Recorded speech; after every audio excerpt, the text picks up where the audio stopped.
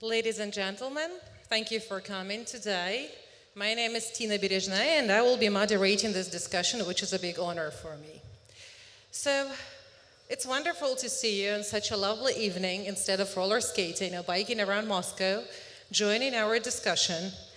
And I have to say that continuing the summer program in the future of digital information, we are here to talk about the ways that technology changes governments.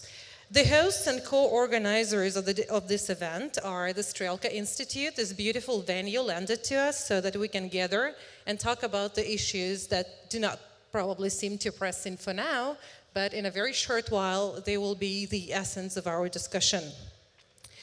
The Binary District, the co-organizer of this summer's public lectures, is a tech community. It's based in Amsterdam, and they are the evangelists of technology and education, and they're holding conferences in tech hubs in such places as Amsterdam and Berlin and London and now Moscow. And if you want to see how they're doing, check out their website, which is predictably binarydistrict.com. And last, but definitely not least, is the general partner of the summer discussion. It's Forum Vostok. It's a tech project that is aimed to form the basis of digital infrastructure in enterprise and public administration. So today, ladies and gentlemen, technologies are actually physically transforming both the governments and the societies. This is all a pretty new area for us as a civilization, and we're still on the path of discovery on seeing how technology changes the way governments and their constituents, including citizens and businesses, actually interact on different levels. On one hand, it is very clear that digital governance provides stronger relationships between citizens, the audience, and the government. And it improves services for the citizens. It definitely offers more transparency, and we're not even mentioning efficiency and cost cutting. But on the other hand, we have a lot of concerns that are still not answered. Let's say the security of digital operation, the security of personal data, unequal access to technology by the citizens of states, high implementation cost. And we still are in the murky waters when it comes to the way the societies change and the public changes when it comes to digitized services of the state. Today we're going to discuss how the relationships between governments and their constituents, between other governments, are actually changing. Are there any boundaries to digitization? Today, we're also going to talk to our experts about this particular thing, how the governments are making, the e-governments are making our life different, and how the society is finding new limits of its privacy and dependability on the digital technology. Today, our guests, and I'm extremely honored to introduce them to you, are Seth Stephens-Davidowitz, former Google data scientist. He is also a New York Times contributor when it comes to op-eds. And also, he's the author of the book called Everybody Lies, Big Data, New Data, and What the Internet Can Tell You About Who We Are. Actually, that book is quite an eye-opener, especially if you are not in data science. So if you have a chance to read that, please do. Seth? Our next guest is Artem Geller. He is CEO of Lab.ag, and he is also a member, an expert of the Committee on Development of Information Society at the Federal Council. Also, he is a consultant to the presidential administration of Russia, and he is, that's important, one of the founders of the Russian State System Design Project.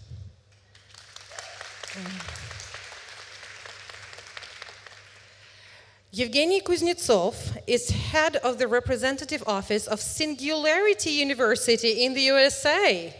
He is also a member of the expert council under the Russian government, and his expertise mostly lies with the innovative investment management and economics of the future.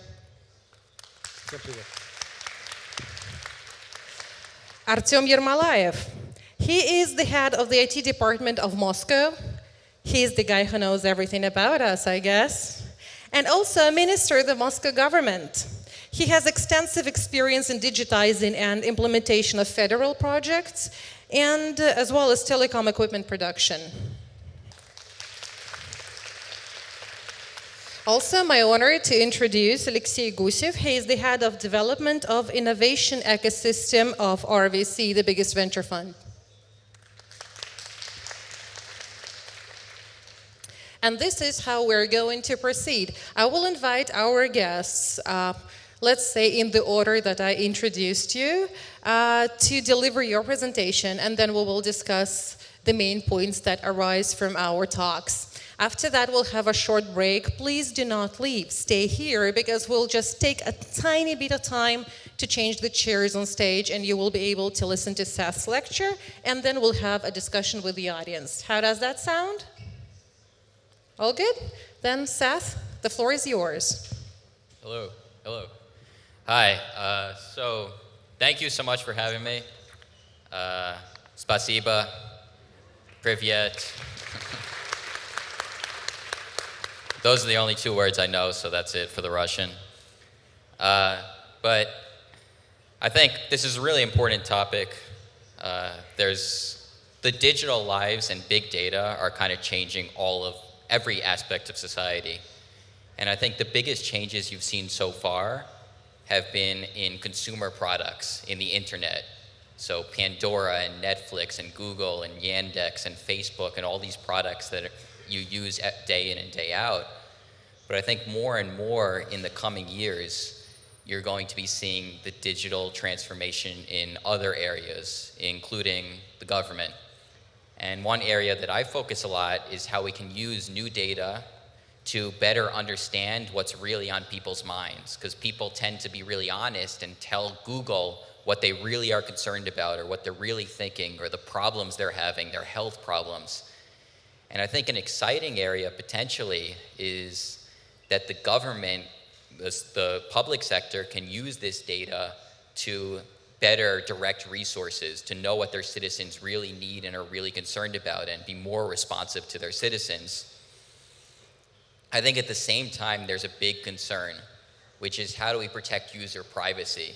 How do we avoid governments from becoming too powerful and knowing too much about their citizens and using this data to manipulate them or to make sure they get elected?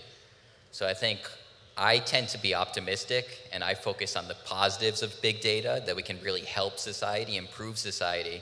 But there is definitely a danger at the same time that that the governments become more powerful. I like to say that big data isn't good or bad, it's just powerful. So it may be used for good purposes, for social good, or it may be used for bad purposes to control people, to harm people, to get them to do things that aren't good for them but are good for powerful interests. So I'm definitely looking forward to talking more about these in my lecture, and the book Everybody Lies discusses many more of these issues. But those are kind of my brief introductory thoughts, that we're giving a powerful tool that hopefully can be used by public sector to improve society, but also could potentially be used to invade people's privacy. Well, thank you. Artyom, the floor is yours now. Thank you, Seth. Добрый день. Наверное, хорошо слышно. Меня зовут Артем Геллер. I think you hear me quite well. My name is Artyom Geller. First of all, I would like to reassure everybody here.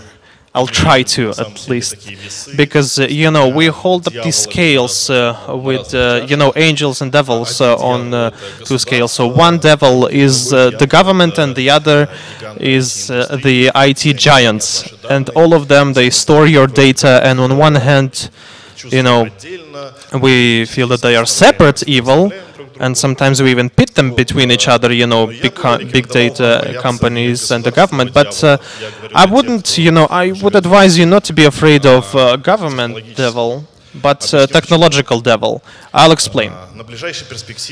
You know, in the upcoming years, well, I don't know, ballpark 5 years or so, our infrastructural system will significantly lag behind IT giant companies. not just in technological sense, but also in the standards of data storage, all the outdated algorithms that we use in public sector. So the state really does possess pretty much the same volume of data, just like Google, Facebook, Netflix, you name it. But the only difference between the state and those companies like Google, because Google, they theorize, they try to predict, but the government, it knows for sure. But since the infrastructure is very weak, and there's also, they are understaffed severely, we know that even on a commercial labor market, there's a hunger, there's a famine for those people that are analysts in the sphere of big data. We still need more people in such spheres as big data, digitalization. But for the government sector, public sector, they are understaffed even more. For example, can you imagine that the government would hire and even find some good expert in digital data? I wouldn't be sure that they will do it. So I wouldn't be afraid of the government for the next 5 years. But Google and Yandex, that's bad news, because my task, for instance, and the task of my people in my company, we are tasked with the objective that we bring the state to one image of one comfortable ecosystem, one interface, one system, one database. We try to make it work. So it's a work in progress right now, and we'd like to work on the executive level, on the highest level of our government, and, for example, so that the government would reach all the applications like Siri, Cortana, Google Assistant, so that you wouldn't even know that you're talking to a government right now, and you're talking to actual being. For example, you can say, Siri, I would like to get an appointment to a doctor. And even if we see the difference between, calling to an actual hospital and, getting an appointment, our children will always use Siri, because, the government right now is working with a lot of corporate clients, and there's lots of examples. For example, the most prominent example would be, the public transportation system. It's, of course, a joint work of the government of Moscow and the federal authorities and Yandex company. So there are lots of examples that surround us, and you say, thank you, Yandex, but in an actuality, Yandex was not the one that spearheaded this initiative. And then, along the way in this discussion, we will try to argue or bring compelling arguments. Артем, спасибо. Thank you, Artyom. Евгений, вам слово. Evgeny, the floor is yours. Thank you. Well, this dichotomy of business and the government seems maybe actual right now or relevant, in the light of cyberpunk. But I shall remind you that the model of current government arose only in the 17th century after the Westphal peace agreement, after the Spain tried to calm uprising northern provinces, where they established a new capitalistic model. And basically what we have now, it's a huge facsimile of what they had in the 17th century, those business models, those ambitions, those images, and now they are becoming more and more powerful even than the government that we have. And this new stem in the spiral of, life organization, of the, day-to-day life. This is what we're talking about now. And even if, for example, back then the new cycle of history established such concepts as, League of Nations, total war, or total propaganda, all of those terms, they date as far back as the 17th century. And we have that in our recent history as well. And it also established new models of mobilizing resources that are aimed on the development of, for example, disruptive technologies or something else. This cycle is about to close. And we are ushering in a new cycle where there's going to be a new organizational model. This is, the biggest challenge that our technologies pose to us. So the question is, who is going to harness this potential? Private sector or public sector? In a way, public sector, they will not survive this technological revolution because they are not competitive enough. It's just this. It's very hard to keep and maintain control on, digital space without control in the era of retail technologies. Even if China does it, they do it, half-assedly because it's very difficult to, smash some holes in this firewall of China. They still have VPNs over there. And so it is very difficult for modern governments to handle the invasion of digital currency and other toolkits that are diluting this public monopoly, because it's very hard to stop this from happening. Of course, the government will spend a lot of time and efforts try to, deter these technologies one way or another, but I believe it's doomed to fail. You either transform or you change. The modern states, they become surfers on the wave of these technological changes. They catch the wave, they ride the wave, and they very quickly try to adapt and change. They try to transform the environment around them, their legislation, their toolkit, their wings of power, and they try to anticipate everything by providing private sector new potential. This is environment states, lead the states of these legislative changes. All the states that want to become a barrier between the change and the power, it's going to be very tricky for them because, this is all the trials and tribulation of technological revolution. Maybe they still will buy some time, but the barrier is going to collapse one way or another because, all technological revolutions either led to some clashes such as wars or revolutions because every time technological revolution happened, there was always some sort of explosion in the world, one way or another. So that's why my opinion for this discussion that I would like to bring is that we shouldn't discuss who is going to win in this fight, but we should first of all look at what's going to change and what should be changed in terms of the relation between citizens and states, so that we should ride the wave, so that this wave would not crush you instead. Wow, that was very philosophical, and I will have a couple of questions about that. But the only comment for now is a quote from Terry Pratchett when he said, "God forbid you from living in interesting times." Artyom, that's your turn. Well, since I'm the representative of, global evil, since I'm from the public sector and whatnot, I'll just briefly try to explain what's happening. Yes, we are changing, we are transforming. I'm not talking about for the federal level, but just for the regional power, Moscow government. Because when we came into the office in 2011, so 7 years ago, it was very difficult to manage this city because we didn't even know how many doctors we had, how many teachers we had, let alone try to monitor the quality of the system. So we invested a lot in that system, in the big data, and indeed, we do know a lot more now that we knew back then. We're not just sitting on the information, but we're trying to make things better.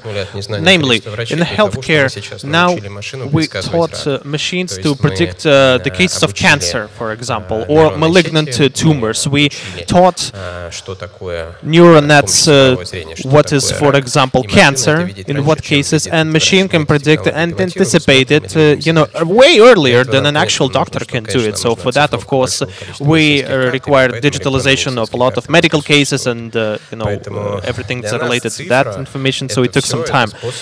So for us, it's all means not just to manage a city, and that's quite difficult to do so because that city is a big one.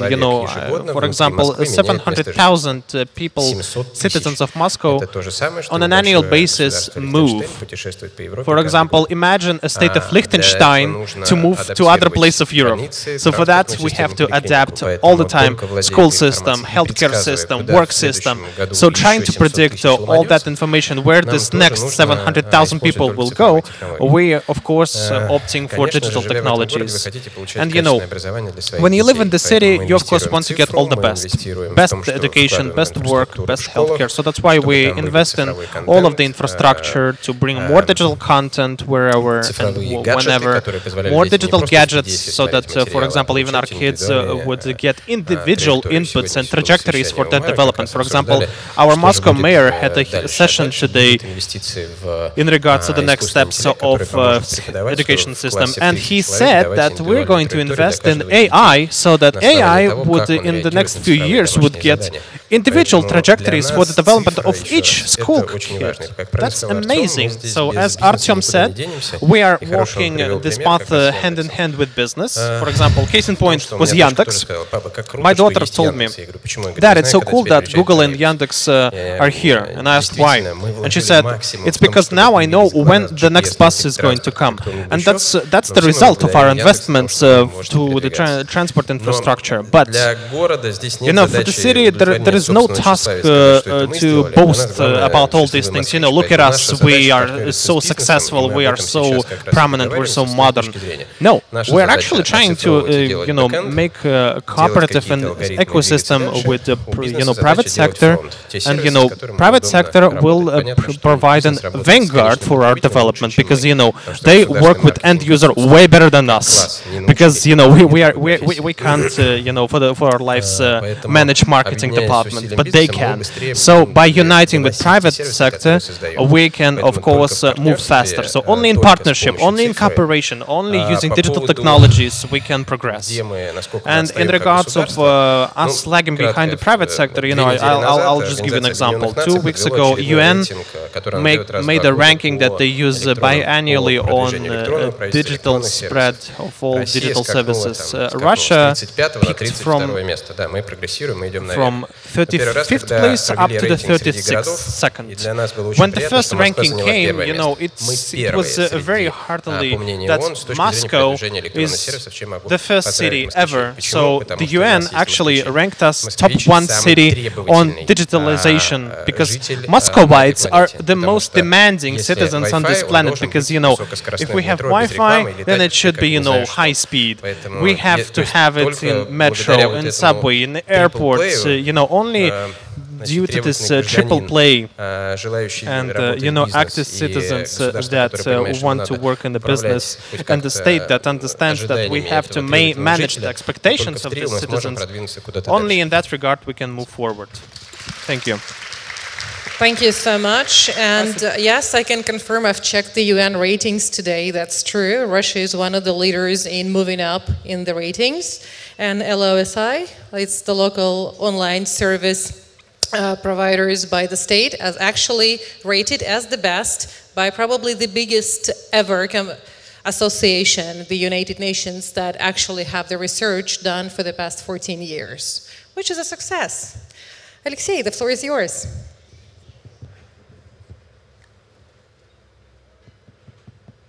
Слышно меня, да? Хорошо. Very well. Добрый вечер. Good evening, colleagues, friends. Я бы, не знаю, может быть, меня сейчас закидают помидорами. Maybe I'm gonna get booed from the stage, but I would suggest to up the ante of our discussion here, not in terms of quality, but try to emphasize more abstract things and talk about how digital technologies can reshape what is called the public agreement, public contract. The state is not an abstract concept, right? So the examples that Artyom just gave to us, they all, were related to some attempt to find this public agreement between the state and the citizens. And of course, the digital technologies, they of course increase the level of demand to the state and to the quality of services that we are giving, because they make everything more transparent. Citizens they now can be more proactive in the activity of their own state, whether it's municipal level or federal level. But of course, the state also wants to get the piece of the pie and to get this data to control it, to manage it at least. So far, I can't say that I specifically studied this issue, but intuitively, the majority of reasons that the state gives us to citizens, for example, what is public agreement? Public agreement is agreement between the state and the citizens. What we trade for something. A classic example of this agreement being, for example, the enlisting and the calling for the foreign help. For example, during the times of Dark Ages. So the question now is who is going to propose what and to whom? Who owes something to somebody? For example, it's evident that the state wants more control over us and they want to intrude in our lives only for the sake of safety. I'll give you, an example far away from Russia, and even far away from global corporations, just to make it more interesting. But probably you've heard that in China right now they launched a national ranking that each citizen in China is given his own ranking, just like a credit ranking. It's a series of numbers and points, and if, for example, the citizen is good, if he doesn't want to, hack this Chinese firewall, if he's a law-abiding citizen, then this ranking, provides him with an opportunity to procure a second car in Beijing. Because, it's very difficult to buy even one car in Beijing, let alone two, because there are some, legislative restrictions. That's just an example. That's an example of these restrictions. And the system was starting to be implemented from a very remote Chinese region, Xinjiang, where Muslim people are living. And, periodically there are some attitudes to secede from China. And China believed that there was a terroristic threat. So why am I talking about this? It was the first ever pilot project on implementing digital surveillance over everybody, including that they collected biometric data from all the people that lived in this region, and those of them that, for example, the relatives were, for example, suspects of something that was related to terroristic activity based on the DNA, they actually, interrogated all members of the families. It sounds like, a nightmare or a fairy tale, but it's actually an attempt to reshape this social pact. For example, I give you a second car in Beijing, I take all the data from you, and what's the most valuable resource now? It's not oil, it's not gold, it's the data that both the public sector and private sector possess and want to control. So to me, it seems very interesting to try to discuss what the state can give us in the framework of this social pact, aside from security, cybersecurity, and the safety of our private data. And also to conclude my statement, one other example. One Central Asia country, they also had plans to implement biometrics. It's not a joke. I worked there with them. And they also followed this Chinese example. They collected the data on all citizens and they switched their passports. So I asked my colleagues from UN missions to show me these new passports. It's just a plastic card. And they don't have them. They have old versions of passports, and I asked them, why haven't you switched for the new passports? And they were very reluctant to answer, and they said that initially these data were just stored on 2 flashcards. I'm not joking, just 2 flashcards, 2 USB sticks.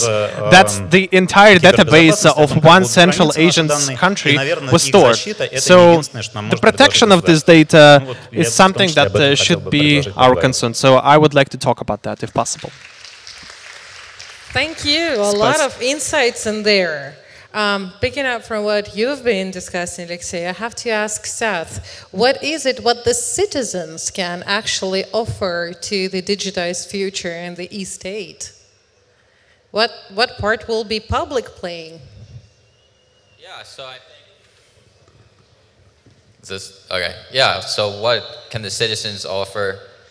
the government. And I think, again, as everyone's kind of emphasizing, it's this complicated relationship between citizens and government.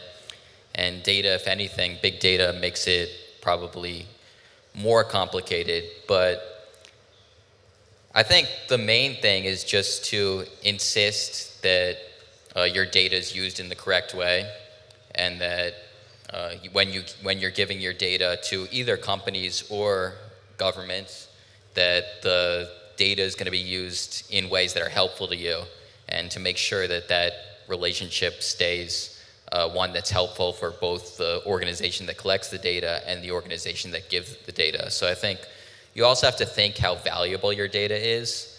You know, there are more and more people who are saying that users of big websites like Facebook and Google should be paid for giving that data, because the companies make so much money off of that data, and really it comes from you, right? So the same way that if you work for a company and you give them labor, you get paid for it, perhaps you should be paid for giving them that data. I mean, as the other panelists are saying, data really is now the most powerful currency. It's as powerful as oil once was. And you have to remember that all that data is coming from you voluntarily. So I think citizens have a right to demand maybe more from all the data that they're giving. I can actually imagine getting a mail saying you got a check from Zuckerberg. Yeah. I mean, one of the difficulties is if they gave you a check, it may not be that much, but the principle would still be valuable, I think. Thank you. I have a question to Alexei. You started talking about this omnipresence of state in the people's personal data. Unfortunately, history shows that whatever the scientists are working on, in a while, turns into a weapon. Do you think we are close to rethinking the entire idea of personal privacy and come into the state where it's actually impossible? You know, there's very Black Mirror sort of stuff.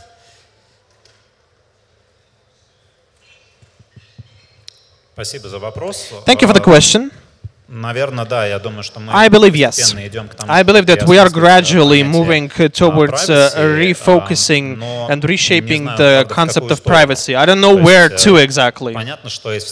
Because it's clear that, you know, if we try to extrapolate of what we see now, it's only a logical conclusion that this privacy will be given to the state, you know, maybe not the state for now, and I agree with Artyom right now on this, that this standard Russian, you know, scary story that the state will come and will take everything and they will, you know, ban everything and they will control us.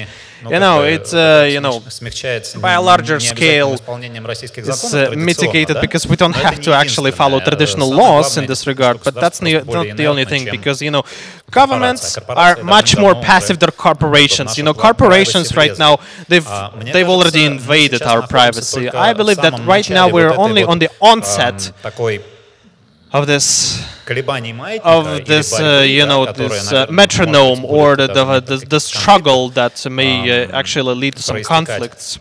I mean, between the citizens, or let's say, I don't know, you know, separate fractions of citizens that will try to protect their privacy. But so far, we're not just understanding how much data we're actually giving. For example, Amazon, you know, yeah, they use it very appropriately, but other corporations, we don't know. We don't know. When we will first notice it, then it will hit us. Maybe our privacy will even extend. I'm not excluding that, but right now it's all very hypothetical, you know. So I would again make a proposal, you know, for the future's sake. It seems to me that we treat technology right now as, you know, something separate from people. But technologies are not some external factor. What's important is how we use this technology, and not how and what the inventions were discovered by scientists. You know, it's much more important on how we use technology. And for example, the study of practices, how people use their own data. My hypothesis, we don't know even about our own data, about the existence of what we say digital footprint. Nobody knows what digital footprint actually is. And it's very important right now, both for the state and for the society, to understand it, how we use it, what we use it, and who already delegate this to. Artyom, I want to ask you about the way that you are humanizing the technologies in Moscow. Because in here, a lot of the technologies are so very simple and so very client-oriented, but at the same time, I would not ever believe that you do not meet any resilience and any inertia in adopting them in schools or hospitals or elsewhere. Do you? Well, of course, there is some friction because, digitalization is synonym to transparency. А как вы с этим работаете? Are there any methods or any, I don't know, tips and tricks? Трюки. It's very difficult to motivate a statesman. It's an entire science, actually. There's a whole diagram that should be dedicated to that stuff. But ultimately, it's just a question of time because, well, like I said, what's good is that our citizens are very demanding and they motivate us, they stimulate us, they say, guys, just do like this, or that, and that. The brain of an official is very creative, actually. For example, when we made our first resource of online complaints, when you can take a picture of something in your city, for example, a pothole on a road or, broken light bulb, you send it to us, and in 8 days of time, we'll fix it. So we had two options at the start of implementing this. Either to start quickly adapting or to try to, pick up Photoshop lessons. And they tried to, first of all, cheat everybody by Photoshops. For example, they tried to, lie to us. And, for example, they posted to a public.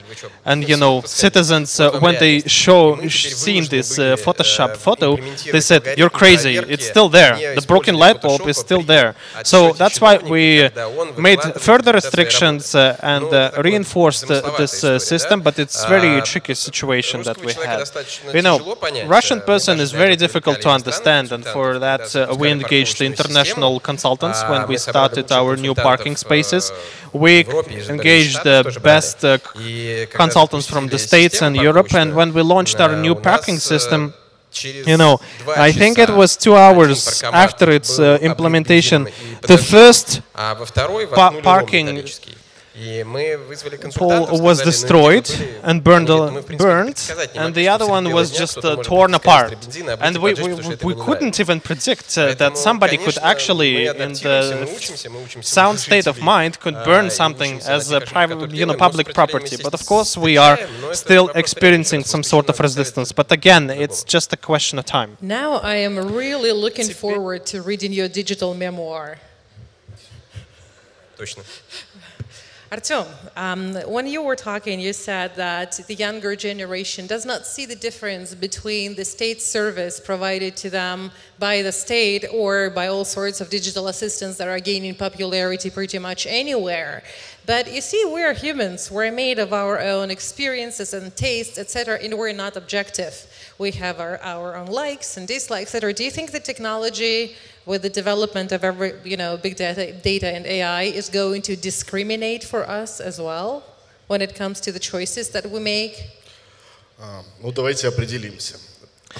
Let's talk about this first. Big data.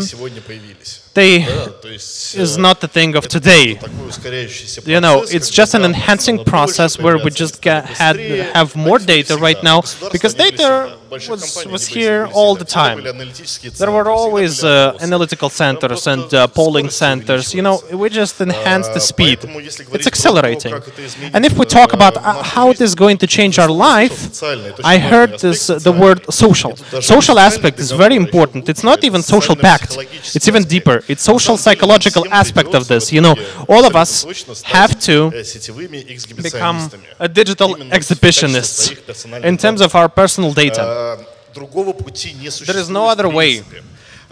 Многие из нас могут All of сейчас us, you улыбаться, know, но они or уже most такие of us стали can по факту. smile, but То you've есть мы already become. участвуем в вопросах на Фейсбуке, For отдавая example, свои we персональные participate in данные, some polls on непонятные, Facebook, непонятного giving какого our data в любой стране to, you мира. know, some unknown company in the other corner of Earth. Вы поймите, анонимность You have to understand, there is no ее нет. such thing as Её нет anonymity. нигде. Вы не It's not out there. Вы, You're not anonymous. легко находитесь, You can be easily traceable. You can be found by big corporations, middle corporations, small corporations, or by the state. And you just have to deal with this. You have to accept this. Because, you know, you are part of this. You're living in this. It may seem to you that it's not exactly so, because, you know, you're not an interesting person. But when you become a part of big data, then, of course, this data will create some forecasts. And to anticipate something that you would like or won't like, it will make our life better, faster, stronger. To exclude, you know, some routine stuff that we don't need. For example, stand in the lines or in the queues, or, for example, take the best routes driving, you know, our car with the assistance of AI. You know, all of that will be some small details in the patchwork of our life. You know, and if I go as far as the, you know, distant future, then of course there's going to be some philosophical question when, for example, technology will become smarter than our brain. But it's not our concern, it's maybe our future generations. We can just, you know, try to rhetorically question it. There is no such thing as anonymity.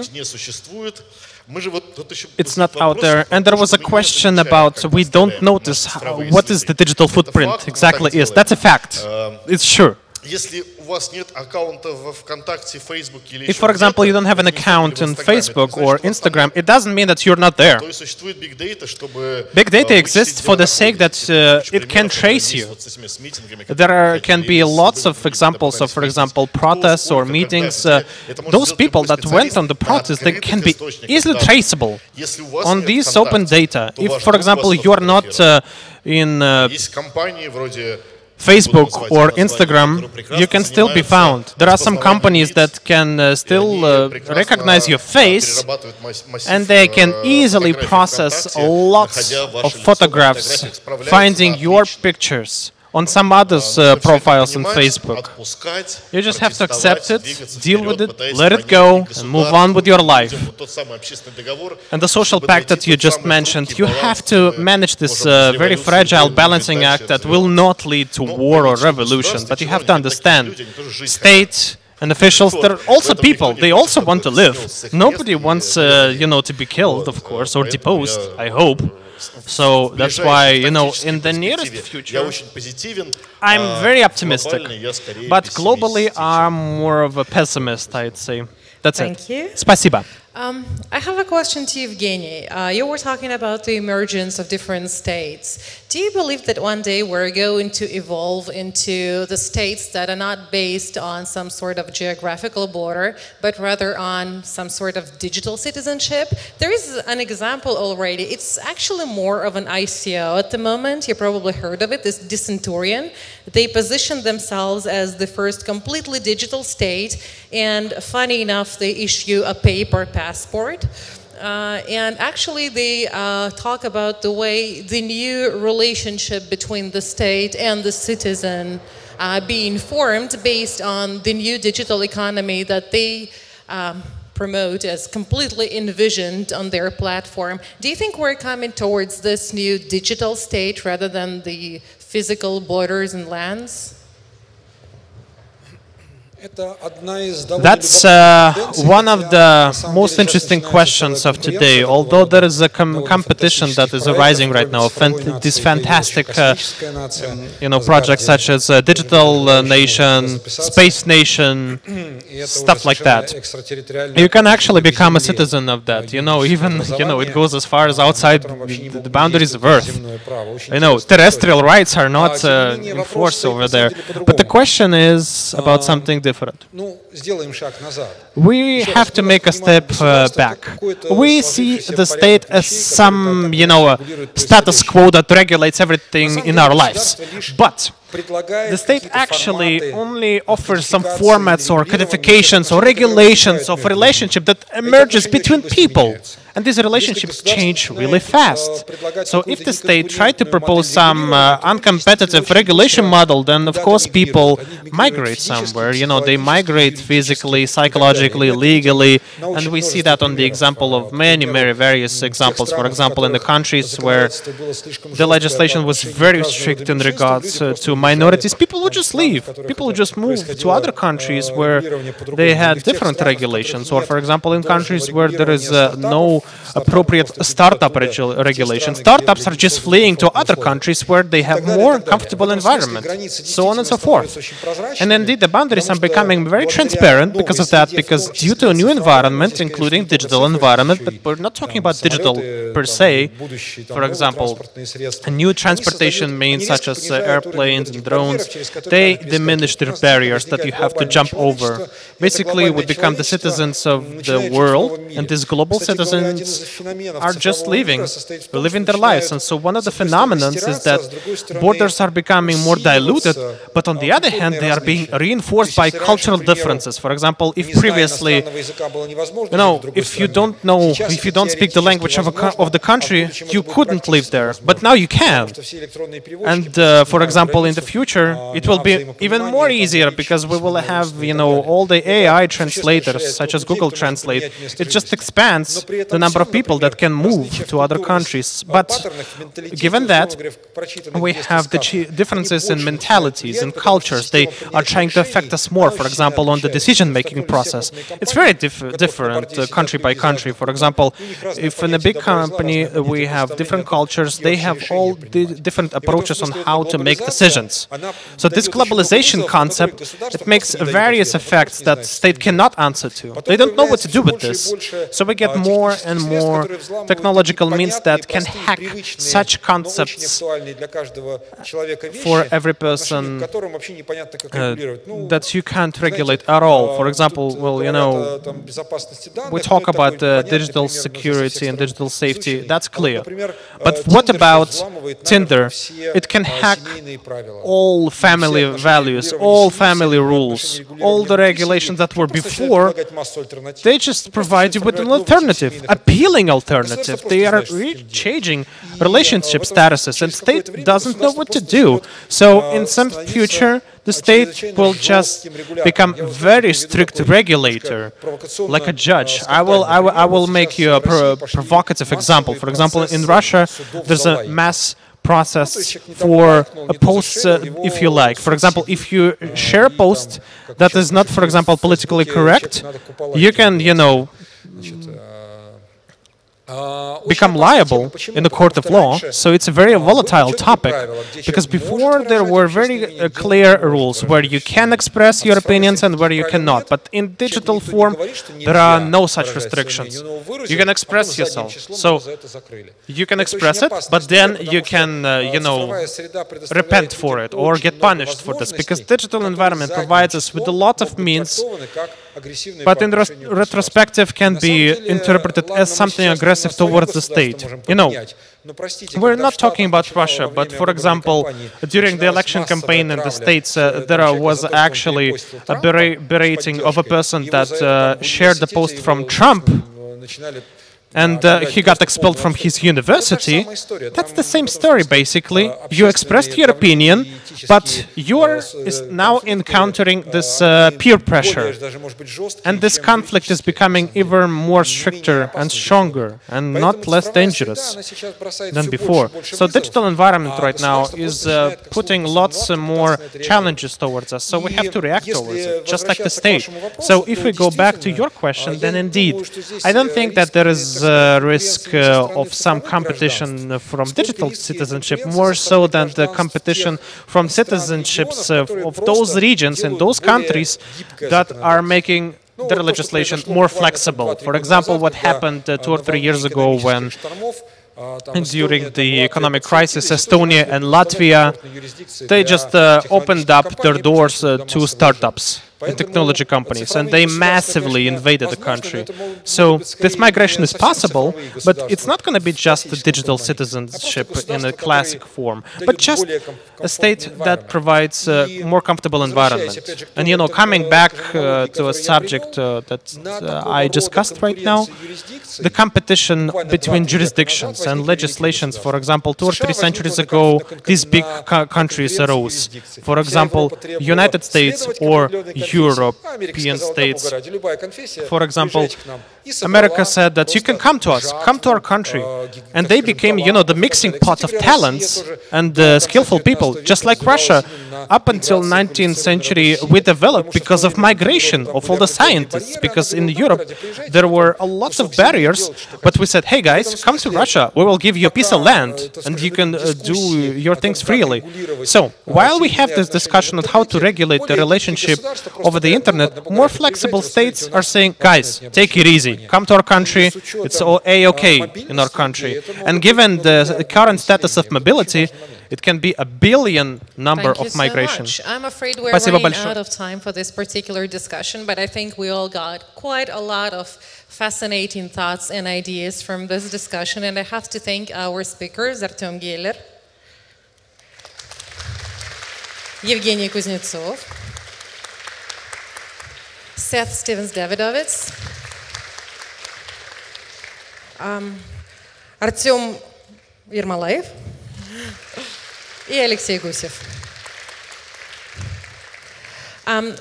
We are going to take a very short break now while the chairs are being moved around. I thank the speakers, and we're expecting Seth to deliver his lecture.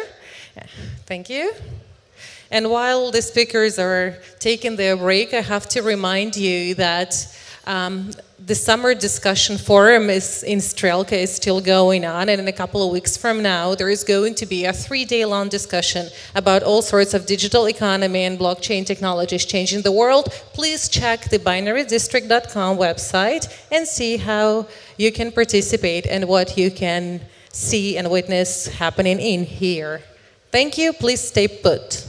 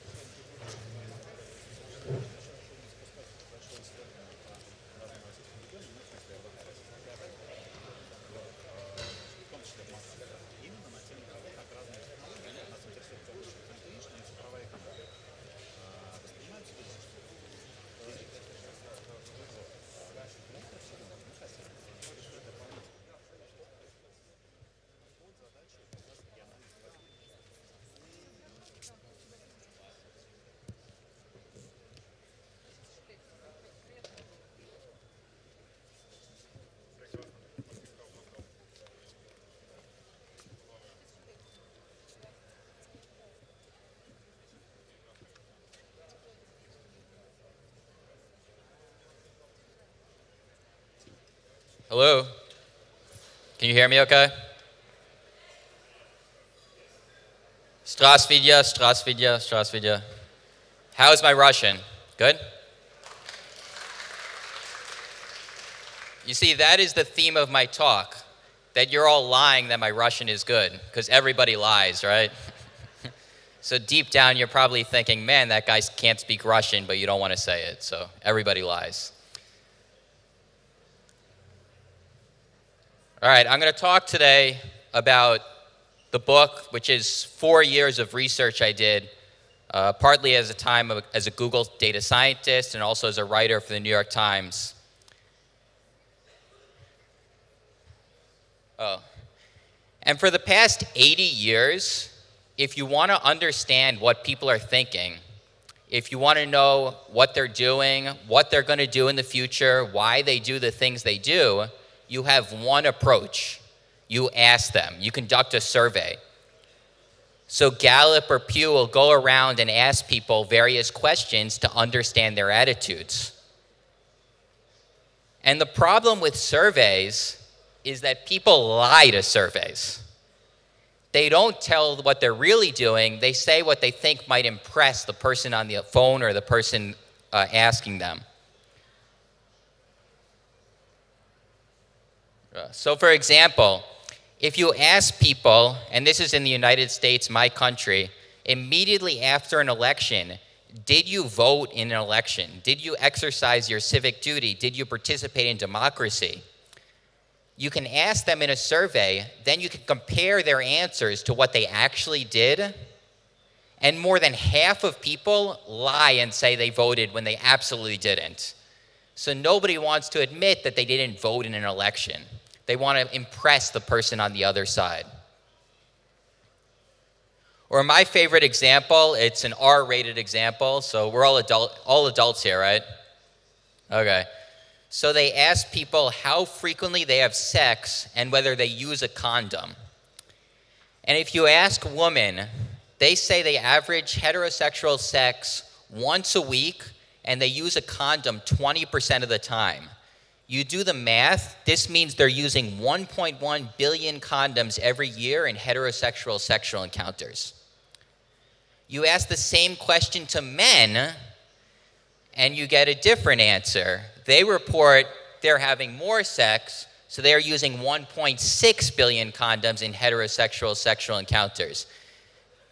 Does everyone see those have to be the same? The laws of logic tell us those must be the same. So we know that somebody's not telling the truth, somebody's lying. So who's telling the truth, men or women? We actually have data on how many condoms are sold, and only 600 million condoms are sold. So now everybody's lying about sex, men just more than women. But we now have a new method to understand people, to understand human beings, a really revolutionary method thanks to the internet. And that is people's Google searches. Or I guess in Russia, it's more Yandex searches, but similar principle. And people are remarkably honest on search engines. I call it digital truth serum, because people tell Google things that they might not tell anybody else. They tell Google what they're really thinking, things they might not tell to surveys, to friends, to family members, to neighbors, to anybody else. And when you analyze this data, anonymous data, aggregate data as I have, you get a very, very different view of people than we've ever had. So for example, on Google, there are more searches for porn than for weather. This is even though if you ask people in a survey, only 20% of people admit that they watch porn. Presumably 100% admit that they check the weather, right? And Google Trends, a tool that anybody can use. Anybody in this audience can go home and analyze Google Trends and see what people are searching. And we're already seeing that Google Trends gives better data than surveys on many questions. So for example, if you want to predict who's going to vote in an election, I said you can't trust surveys because people say, yeah, I'm voting. Well, you actually can predict who's going to vote because they Google search in the weeks before an election how to vote, where to vote, polling places, and these predict much better than surveys who's going to vote. Really, really sad, disturbing, but also important. You can predict suicide with Google searches, and much better than any other source. So this is, again, tragic, but people make searches on Google or Yandex, how to kill yourself, suicidal, I want to die, all these horrible, sad searches, and they predict how many people are actually going to commit suicide. So health organizations can use this data to potentially stop suicides. And then we can use it, this is how I started the research, to measure racism. So in the United States, if you ask people, are you racist?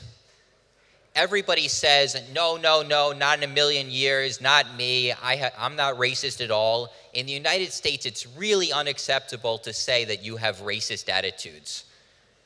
But on Google, I was shocked. Millions of Americans every year make searches for racist material. Basically what they search for is for jokes mocking African Americans. So things like the N-word with jokes. And they're looking for entertainment mocking and humiliating African Americans. And millions of Americans make these searches without, even though they never admit in a million years that they're racist. And you can use this to get a map of where racism is highest and lowest in the country. You can do this in Russia as well, the United States. So data that you wouldn't otherwise see anywhere. All right, so I'm a big data expert. We've been talking tonight all about big data, big data, big data.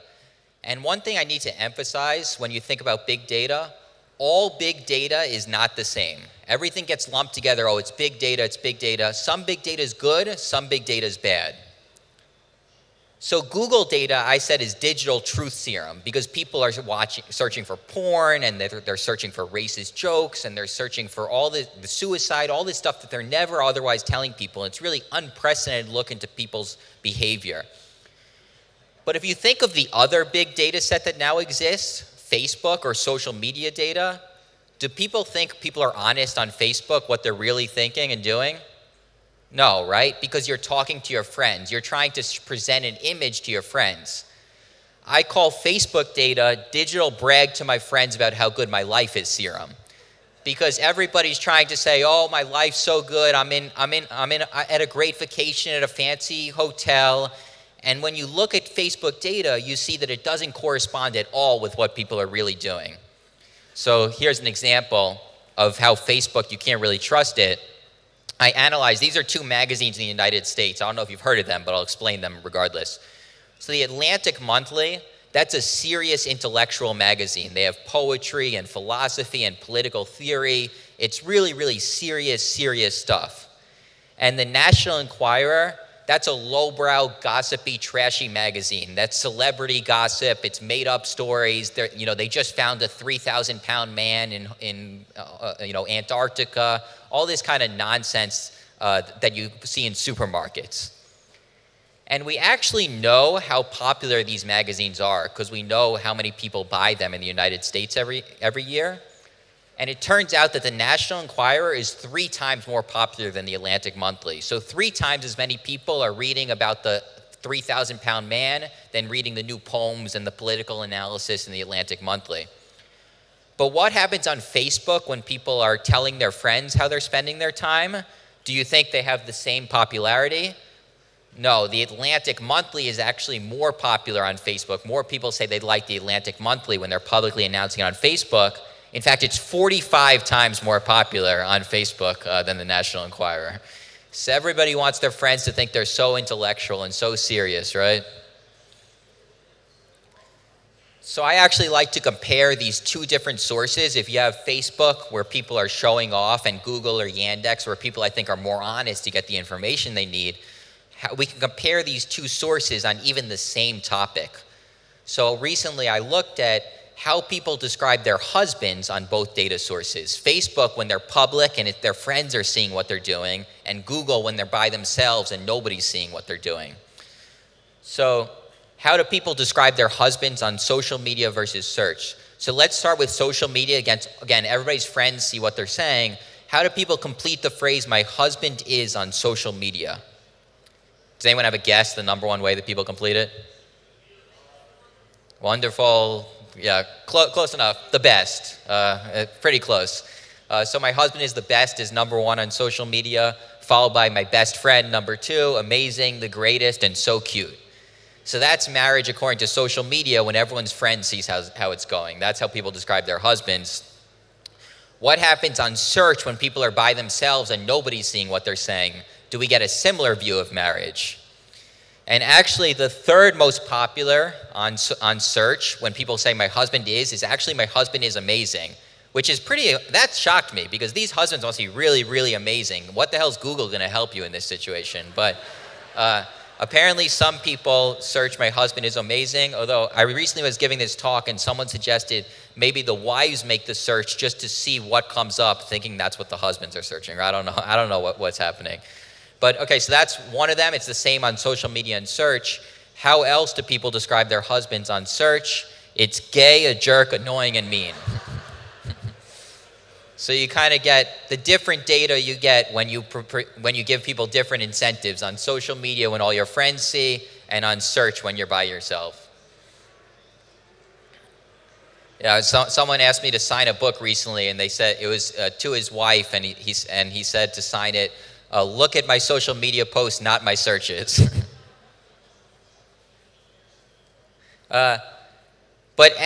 Okay, so that's the power of big data to understand what people are really thinking. And it's really only certain big data sources that get this digital truth serum, this honesty. It's Google searches and other sources.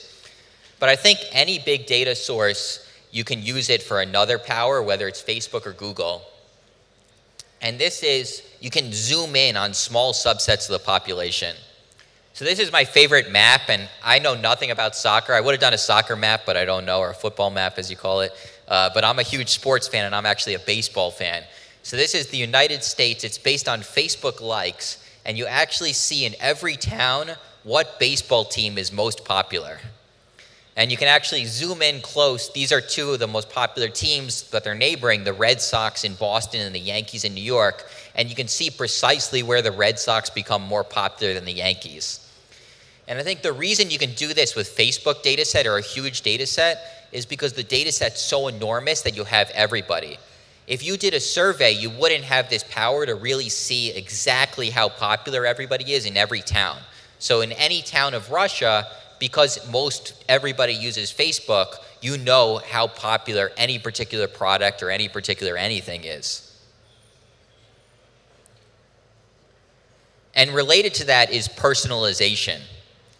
So you may have noticed if you go to Pandora or you use any of these powerful internet entertainment sites, Pandora or Netflix or Amazon, to buy books, it'll tell you not what you might like, or it'll give you really, really good suggestions on what you might like. And the way it does that, the way that big data works, so if it's trying to predict whether I'm going to like a new Bob Dylan song, for example, it's going to find people who are really similar to me, who like similar music to me, and then see if they like that song to make that prediction. So that it does throughout the internet. Basically, as you go through the internet, the companies are finding people who are just like you, who have the taste just like you, and then tailoring the content based on that data.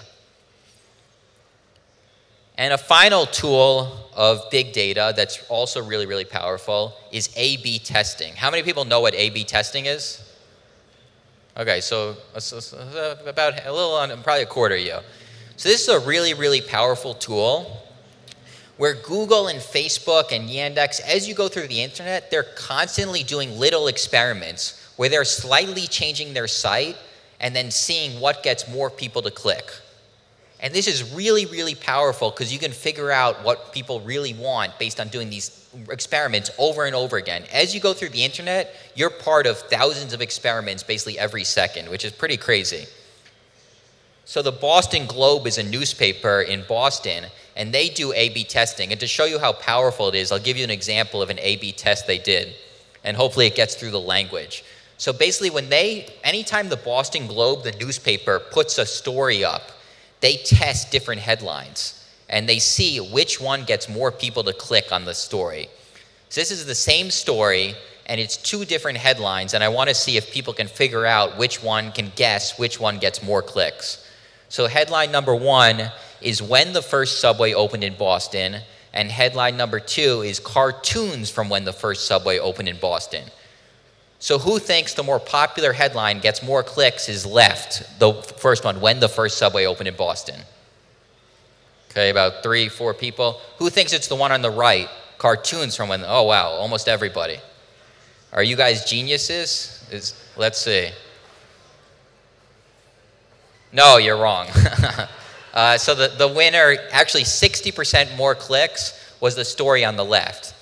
So that's why A/B testing is so powerful, because think about it. If you were just guessing, if you were a journalist, if you worked at the Boston Globe, most of you would have picked the story on the right, which was your guess, and then you would have lost that 60% click. But by doing a little experiment, by showing one group of users one story, one group of users the other headline, you would have gotten 60% more clicks.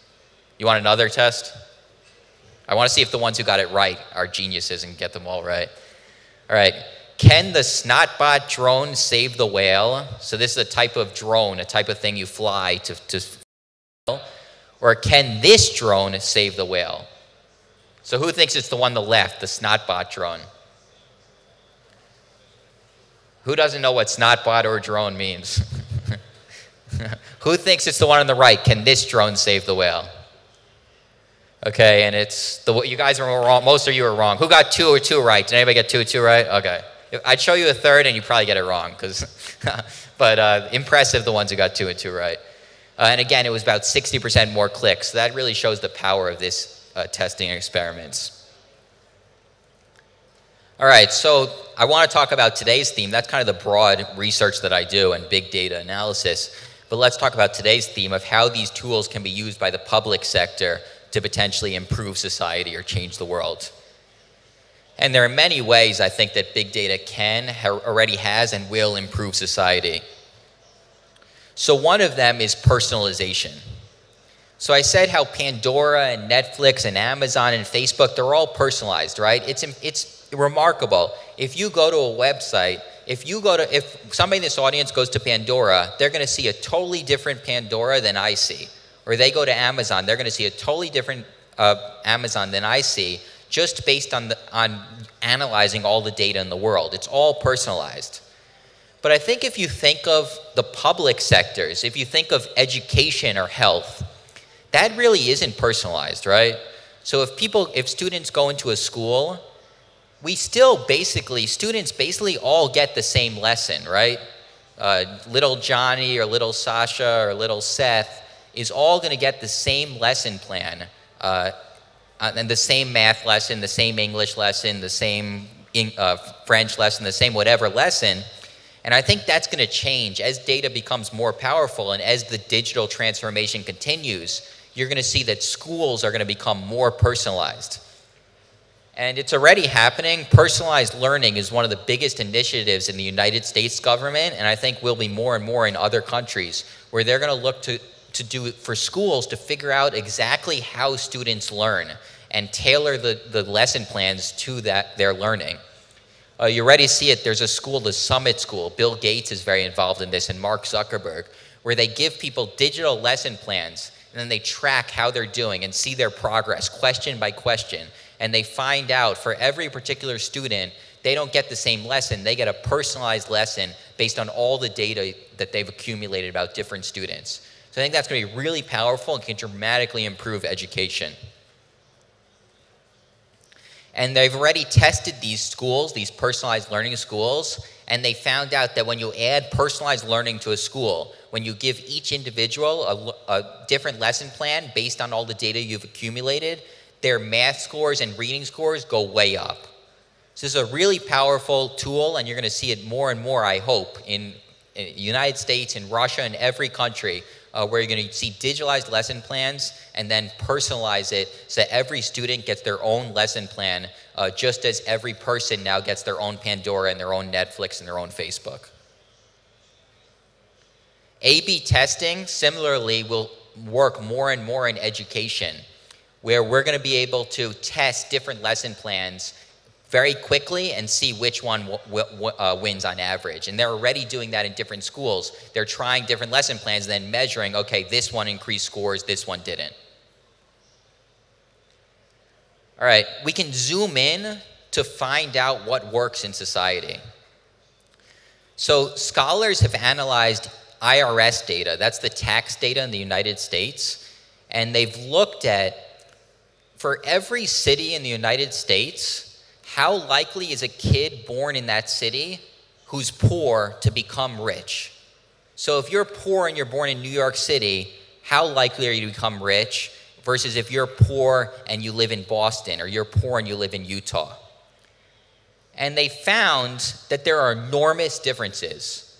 So someone in San Jose has a poor person in San Jose has a 12.9% chance of getting rich, versus a poor person in Charlotte has only a 4.4% chance of getting rich. So remember how I showed you that map of zooming in on baseball teams? They basically did a similar map, but on a much more important question. It's not what team do you like, it's how are your chances of success dependent on where you are born. So you can see in every little corner of the United States, they can zoom in and say, okay, you kids here are doing well, or kids here aren't doing well. And then that's really powerful because you can then find out what causes these places. What do these places where kids are doing really well have in common? And the places have 5 things in common. There are 5 traits of an area that make kids have a really good chance of success. They have low segregation. That means black people and white people and Asian people and Hispanic people all live together. They have low inequality. There aren't really, really rich people and really poor people. Everyone's about the same.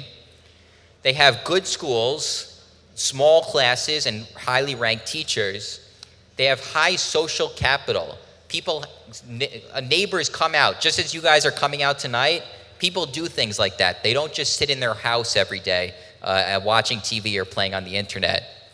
And they have strong families, a lot of married couples, not single families. So basically, by looking at every tiny corner of the United States, they see, okay, what are the traits of places where kids do really well? And my final example of the public sector using big data is that they can use big data to better measure various behaviors in society. So my favorite example is influenza. And in the United States, the government agency, the Center for Disease and Control, they measure using a doctor's data how much flu there is every week. So are a lot of people suffering from flu, or are few people suffering from flu? But the problem is it's a very slow process. It takes more than a week to figure out, to collate all this data, to collect all this data. So it takes more than a week to find out exactly how much flu there is, and ideally we'd have that data a lot sooner. Well, I said that people tend to tell Google and Yandex exactly what's on their minds, and one of the things they do is they make searches about their health conditions. I hope that means what I think it means, and my friend's not playing a prank on me. Does that say runny nose? Okay, that's runny nose. So basically, what Google data scientists have found is that if you analyze how many people are searching runny nose or cold or fever or flu or many other things like that, you can figure out very, very quickly, it takes 2 seconds for Google data scientists to do exactly how many people have the influenza. So instead of waiting a week or 2 weeks like the government does, they can instantaneously say, there's an outbreak of flu in this city because all these people are searching for runny nose and fever and cold and night sweats and all these other things. So that's really, really important. And they actually make it available. You can actually download Russia week by week how much flu there is and see it before the official data comes out. But it kind of makes me think, what else can we use Google searches in the same way? And I think that's a really powerful tool if we want to help the public sector using this private internet data. So I think flu is one area, but I think there are so many more areas where we can get good measures of problems in society using Google searches without having to wait to collate a survey. So I talk about how people are honest. So it might be something like sexually transmitted disease where you'd never otherwise see it. But in Google searches, we know, okay, there's an outbreak of sexually transmitted diseases in this town because there are so many searches being made. Again, anonymous data on that. Or Google depression or anxiety. Again, Google suicidal ideation.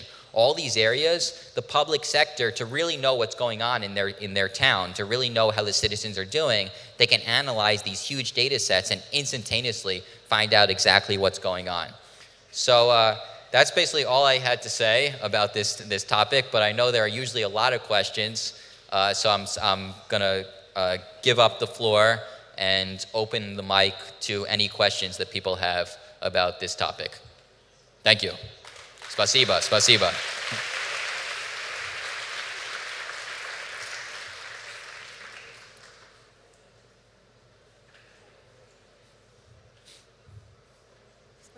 Thank you, first of all, for coming.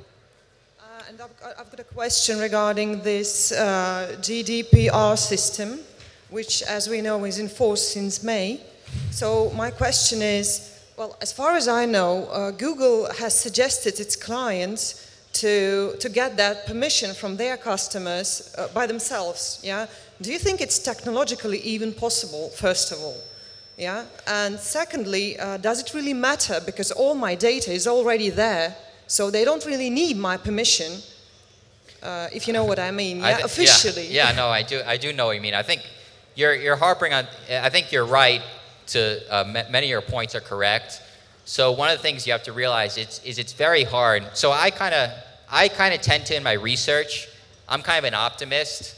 So I tend to look at good use cases. I'm like, oh, look at we can help save people's lives. We know they have depression, or we know they're suicidal, or we can lower racism, or we can do all these cool things. We can increase education. But there is a darker side, which is these companies know so much about us, and it is eerie that a company knows.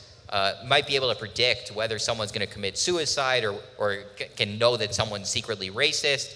And I think the GDPR was in many ways a good legislation. I think the companies do have too much information, and it is good to limit them.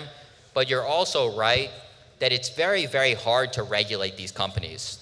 Because frequently the way the companies work is they use artificial intelligence and they use complex machine learning, and nobody even knows what the heck they're doing at this point. Like, no Google data scientist really at this point knows how their search algorithm works.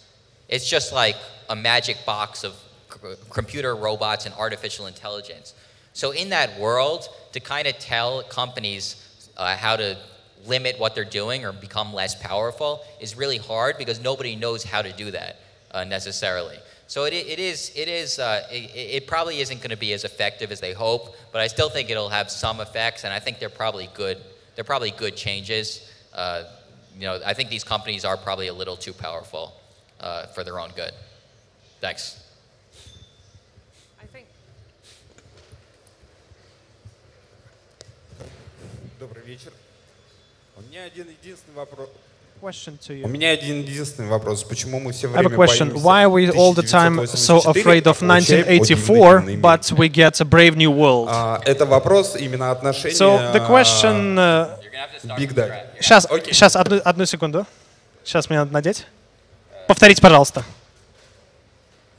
Почему мы все время So why are we always afraid of the scenario of 1984, but instead we get Brave New World by Huxley, right?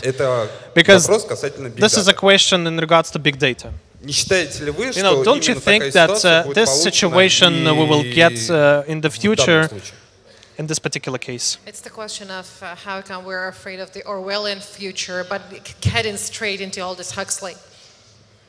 Yeah. Okay. Well, thank you for the question.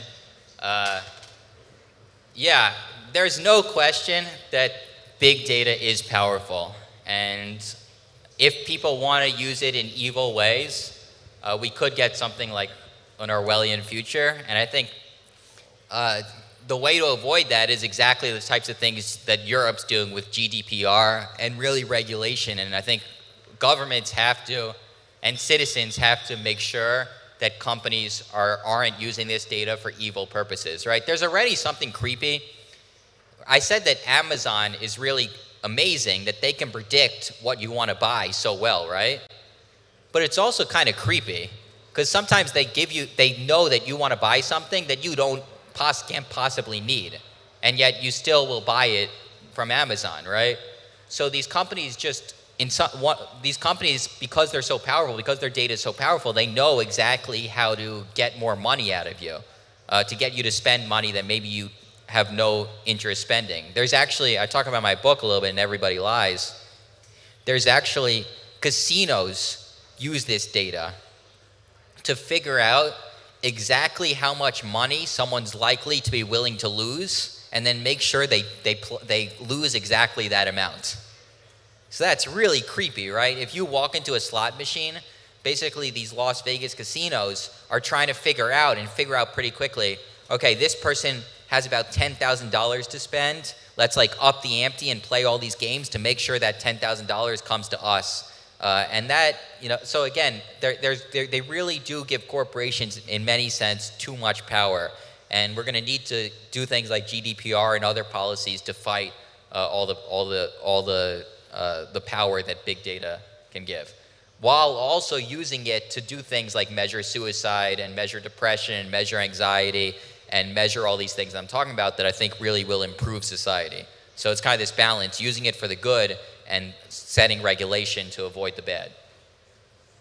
And I'm optimistic that we're going to avoid an Orwellian world, but you don't seem like you're very optimistic.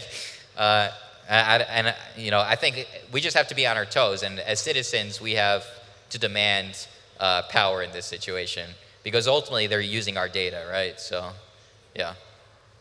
Okay. I have a short question before we take a question from there. It seems like the close proximity to the table actually raises more questions. When you were talking about the ways that we could use the Google searches to help the society, you were talking about, let's say, suicides. But the number of searches does not correspond directly to the number of suicides. It does not mean that if you search something on Google, somebody would knock on your door and say, don't do that. Yeah, right? So how do you actually see the difference between the actual intent or just, a minor disillusionment, a momentarily weakness?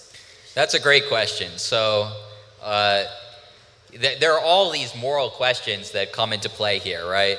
So let's say you can actually see, they've shown after some murders, they've analyzed people's internet behavior, and there are times where you can figure out where people make it pretty clear they're planning a murder on Google, right? It's eerie. They search for the name of the person, how to kill someone, how to poison someone, how to do all this stuff, and then they poison that person. And it's like, what should we do in this situation? It seems like maybe we should use this information to stop that, and then you say, well, what if there's a terrorist attack? What if someone's planning a way to bomb some major event? Should we intervene in that situation? And we definitely have to be really, really cautious here, right? Because somebody could just be doing, as you say, we don't know why someone's making a search. It's not a crime, and it shouldn't be a crime to have a curious thought, right? So you could just, you should be able to think whatever you want. You should be able, and you might just be, maybe you're just doing research on whether it's possible to plan a crime on Google for an article you're writing or something. Then you make all these searches. We don't want someone to be sent to jail in that situation. And I think your suicide one's a great example, because I actually analyzed this data. In the United States, there are 4,000 suicides every month, and there are 3.5 million suicide Google searches every month. So 4,000 suicides, 3.5 million suicidal searches. So what does that tell us? First, it tells us that we have a big problem of a lot of people are in a lot more pain than we thought. It's really bad that 3.5 million suicidal searches every month, and we didn't know that before we had the Google searches. So as a society, I think we want to fight against this. But it also tells us we can't lock someone up in a mental hospital because they made a suicidal search, right? The probability that someone who makes a suicidal search commits suicide is still very, very low, and we know that with the data. So exactly as you said, we definitely don't want to use this data to always intervene because someone makes a search suggesting some sort of bad intent. Oh, we'll get Tom Cruise and his Minority Report right at the door. Yeah. I think you have a question. I have a question. So, based on what you just said and what the previous speakers just said, here there's a picture, there's a tendency that the digitalization of the society and the development of communication lead to the diminishing role of the state. And it seems that the state is being exercised from lots and lots of various spheres, and companies are taking their places, more convenient, more flexible, stronger. But the most prominent example would be, of course, blockchain technology. For example, private emission of money, but not just that,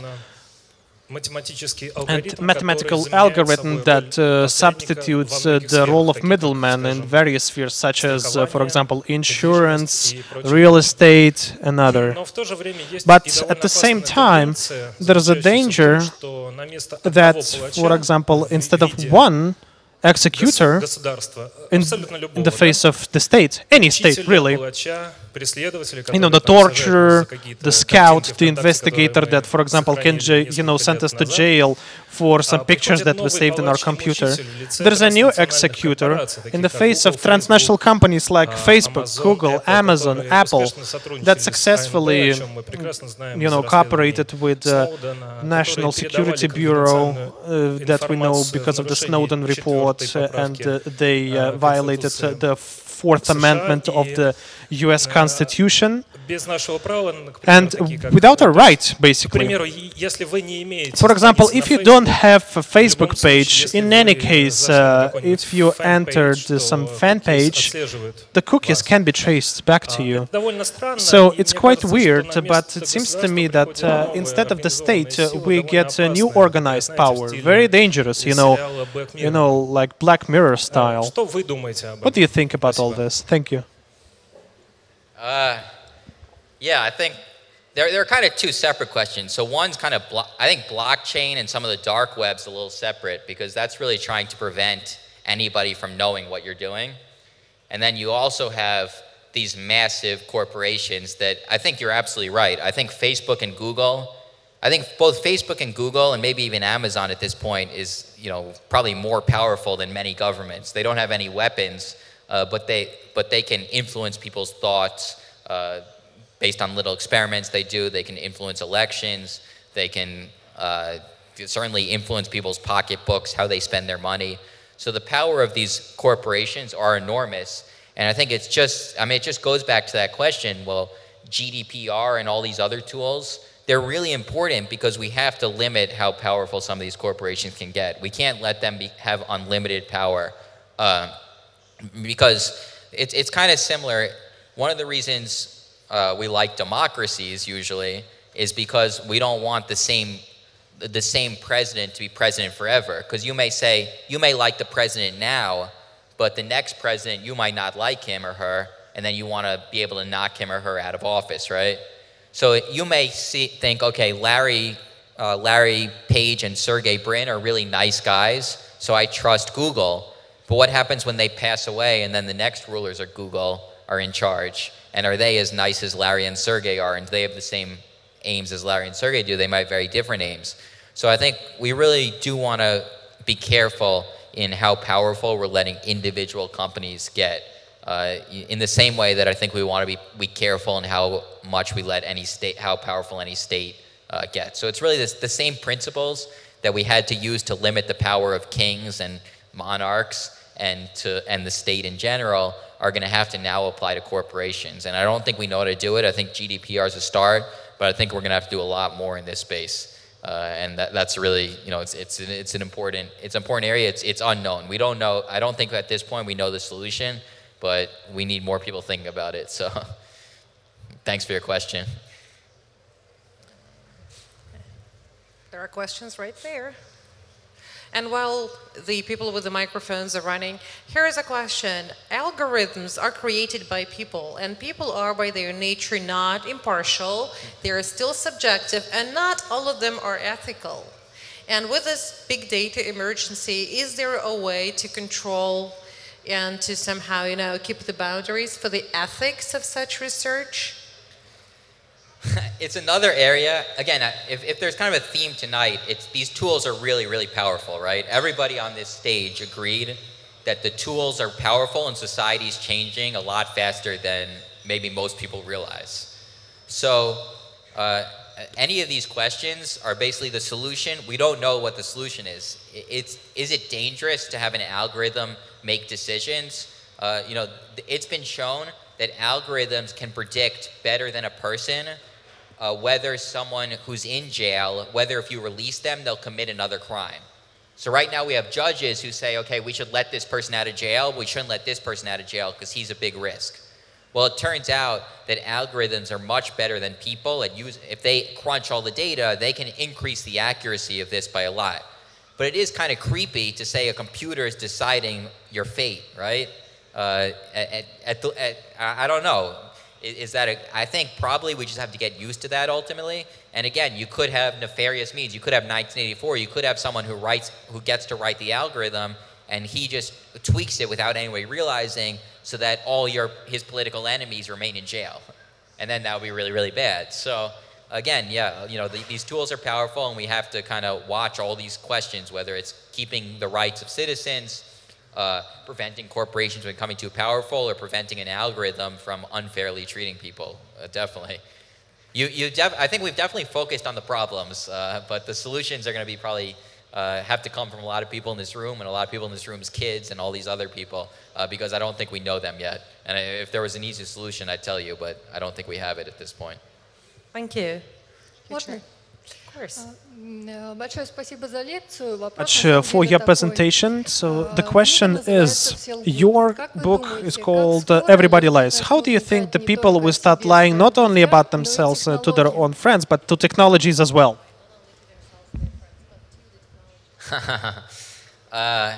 Yeah, so it's a good question. It actually goes back to your point when someone mentioned Edward Snowden's revelations. And it turns out, so I do all this research on these secret searches that people make when people search for pornography that they wouldn't otherwise admit, or they search for depression or health conditions. Well, it turns out if you look at the data, immediately after Edward Snowden's revelation, there was about a 4% drop in these inappropriate searches on Google. So people got a little creeped out, and they said, wait, I don't want Google knowing this if it's going to go straight to the government. So you're right that behaviors change, and if people thought that their secrets weren't safe with these sites, then they would change their behavior, or maybe they'd go to a different site, or who knows. I think there is a reason that people are honest on Google and search engines, which is it gives you an incentive to tell the truth, right? So you could imagine something like, let's say someone's gay, and they live in a place where it's hard to be gay. They have no incentive to tell someone, hey, if someone knocks on their door or calls them up and they say, hey, are you gay? They say, wait, no, I don't want to answer this. But they might have an incentive on the internet to search for gay pornography because they're going to enjoy that, right? So there's always an incentive on the internet, which is the reason I think people are so honest to these sites. And I know there's a city in Russia where I think the mayor said that there are no gay people in that city. I forget which one it is, but I've done the analysis, and I can confirm that he was wrong when he said that. There definitely are gay people in that city, and every city in the world. So, I actually found a way to cheat the technology a little bit. Find all those ads everywhere, from my Gmail to my Facebook, extremely tiring. So once in a while, I'll type searches for all sorts of art, and it shows me beautiful art events and art pieces instead of the horrible ads. Yeah, I know a somewhat famous person whose name I will keep anonymous, who an older gentleman who also hated all his ads, so he just started searching for lingerie, and then he just got all beautiful ads of beautiful women in lingerie whenever he went around the internet, and it made for that works. Yeah, much more pleasant internet browsing experience, I guess. Okay, there's a question right there. Добрый вечер. Поблагодарить вас хочу за интересную лекцию, задать вопрос в продолжении темы Эдварда Сноудена. У нас заявленная тема, как новые технологии меняют государство. Вы упоминали транснациональные корпорации, медиа, холдинги огромные, Google, Яндекс, которые занимаются сбором, обработкой больших данных, но почему-то вы пропустили государство. Возвращаясь к теме Эдварда Сноудена, как известно, что intelligence, эти спецслужбы занимаются сбором, анализом информации о поведенческих характеристиках людей с целью прогнозирования и управления теми или иными предпочтениями в политической сфере. И если мы говорим о категориях soft power, которая позднее стала smart power, сегодня в категориях больших big data речь идет уже о shadow power. Именно в политическом контексте, как данные технологии применяются государством. Вы как специалист в данной области сталкивались ли с этим аспектом, и ваше мнение о том, все-таки кто стоит на вершине этой пирамиды?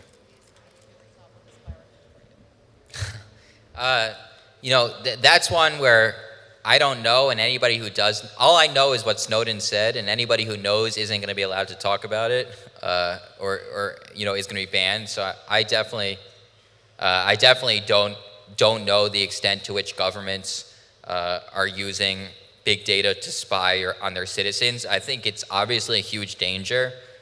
So you could imagine that, if a government knew everybody's internet behavior, to some degree, I'll use a Russian word, they would have compromat on everybody, right? Because I think any human being, as they go through life, is going to do something that they wouldn't want the world to know about, and should be allowed to do stuff at some points that they wouldn't want the world to know about.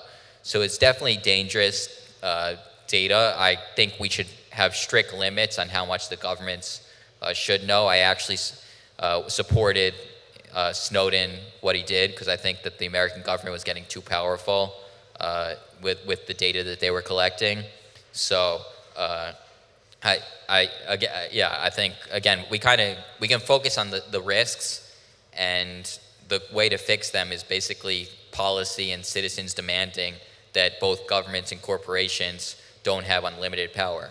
Because if governments or corporations have unlimited power with data, then they could use that to harm their citizens, definitely. So I think we're all on the same page here. I don't know what any particular government is doing except for what Snowden's revelation is. And again, the people who do know that are not going to be free to talk about it.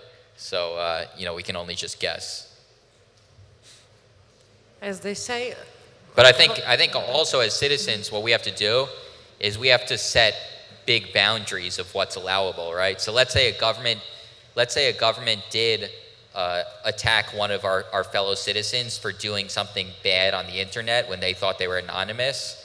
I think we really shouldn't allow that, because the general principle, even if what they did really was bad, the general principle that people should be able to go through certain aspects of their life anonymously is a really important one to protect. Well, there is another question on the back. Is that you?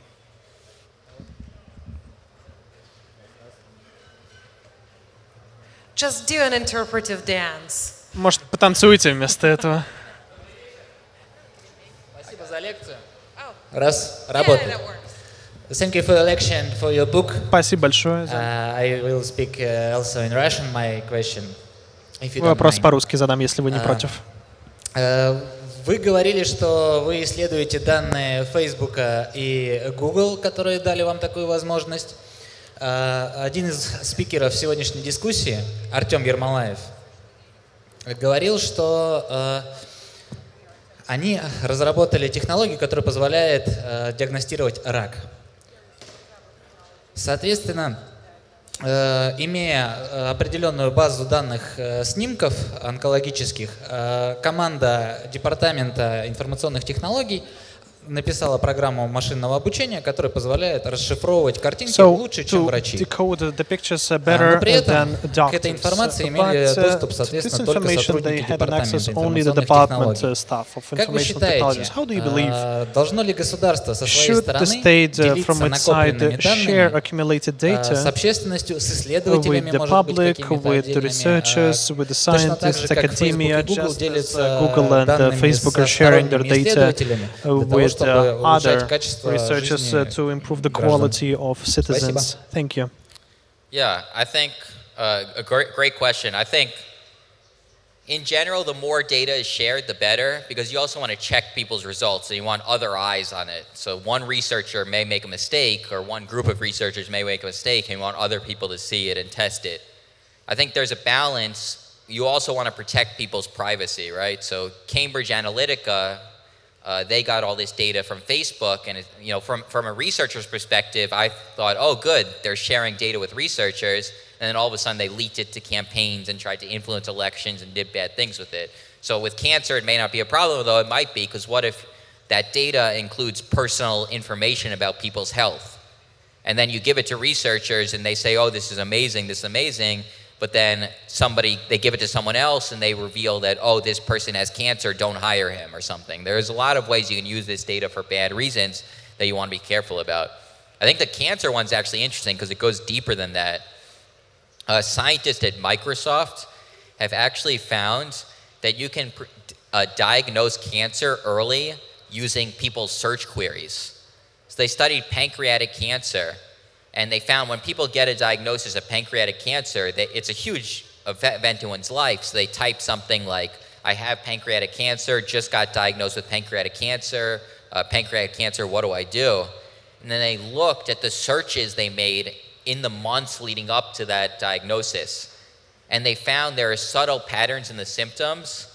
Like if you have indigestion followed by abdominal pain, that's a risk factor that months later you're much more likely to have pancreatic cancer.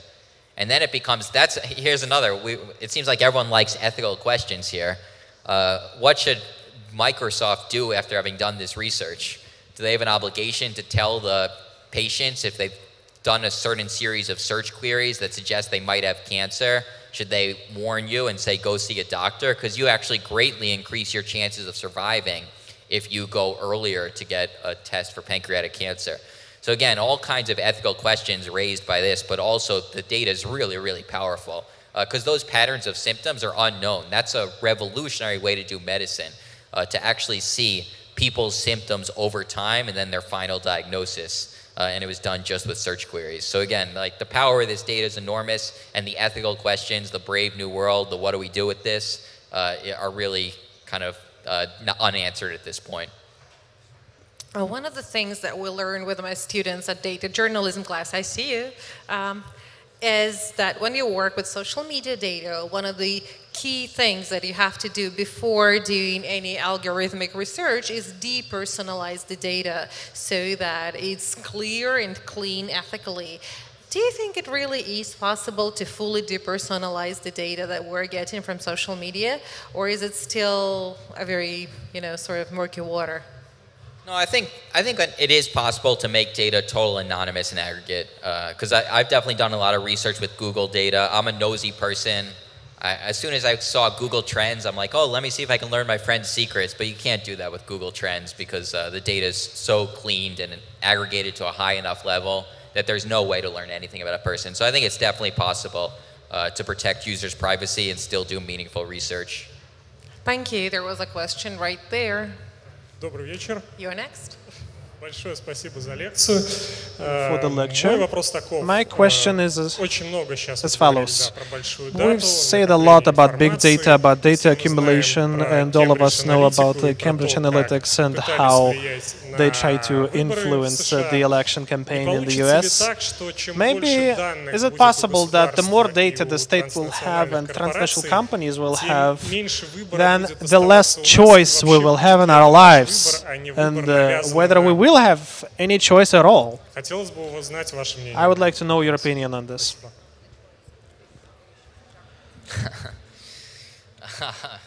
I mean, it seems like a lot of your questions are very, very similar. And, I agree with the area of concern. I think you're absolutely right that we don't want corporations or the state to become too powerful.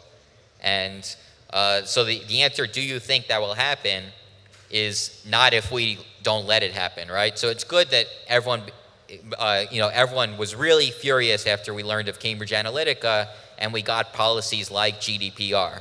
So we have to keep doing that anytime there's any sign that, that citizens are really losing their power. We just have to fight like hell to make sure that we keep, that we don't allow that to happen, don't allow, too much power in corporate or state hands, and keep our freedom of choice. The Cambridge Analytica one example is a little weird to begin with. I'm skeptical they had that much influence on the election, to be honest. But I don't know. It's the Russians who hacked it. Oh, come on. Yeah, I was going to ask you guys what happened in the election, actually, but no,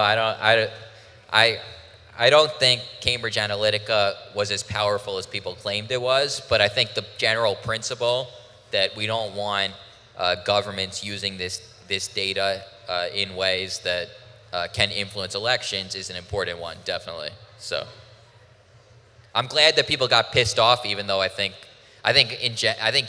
one of the main reasons Trump won is just he was more popular than Americans like to admit. So, you know, if you're like me and you live in New York City, I don't know any human being who likes Donald Trump. Like, I've never met them. I don't know. And so when he gets elected, we're just like, what the heck happened? Like, you know, it must have been hacked. It must have been Cambridge Analytica. We're looking for an answer. And I think we can't believe we did it. Yeah, we're like, you know, because if 95% of people I know, 99.9% of people I know support Hillary Clinton, it doesn't make sense when Donald Trump is elected. And I think, you know, part of it is I don't get out of my apartment enough and don't get out of Brooklyn, New York enough. And actually, Trump was more popular than a lot of us care to admit. So. Oh, there you go. Thank you for this. And we have the time just one last question. And since you have the happy polka dots, that's your turn. Thank you for the lecture. If it was a Facebook, I would say that you're so amazing. My name is Anastasia, and you know, in the spirit of your lecture of how technologies change the state, I would like to know, well, we will have a time in the future, well, let's imagine a scenario. A person is accused of murder. People will come to his doorstep, and as proof, they will use their search results in Google. For example, how can you get away from murder or something like this? Then you're guilty. Can you repeat? Можете повторить? After this, the Google search. После поиска в Гугле. So, if in the search results of Google we will have results, for example, how to get away from murder, can this technology be used as evidence? So I think again, I think, well, there's a difference between stopping a crime beforehand, because if you go to someone's apartment and they searched how to get away with murder, maybe someone just heard this lecture and they're like, what happens if someone searches that? Do they see, you know, what comes up? And I really don't think we want as a society that, okay, now you should be arrested because you made that search. I mean, you would have no intention of doing a murder, you're just curious. But I think after the fact, if someone's a suspect, I think it's okay, and I think it's known that we already do, police departments do, go back through their computer data and see what they did. So if you already suspect that someone murdered his wife, if he's the main suspect, and then you look at his computer and he's been Googling how to plan a murder, how to get away with murder, doing all these things on his computer, then that would be evidence in a court of law, and I think that's totally ethical after the fact if he's already a suspect. So that would be my answer. But I'm not an ethicist. I think your next event has to be an ethicist to answer all the ethical questions that come up. Unfortunately, there are no answers yet. Yeah. That's the hard part of it. Thank you so much. Thank you, Seth. I hope you enjoyed the questions. Thanks so much. Great questions. Great event. And I have to thank you. We really did not expect so many of you to be here for such a serious discussion, not some sort of fun with cartoons and movies. So thank you for coming, and have a safe way home.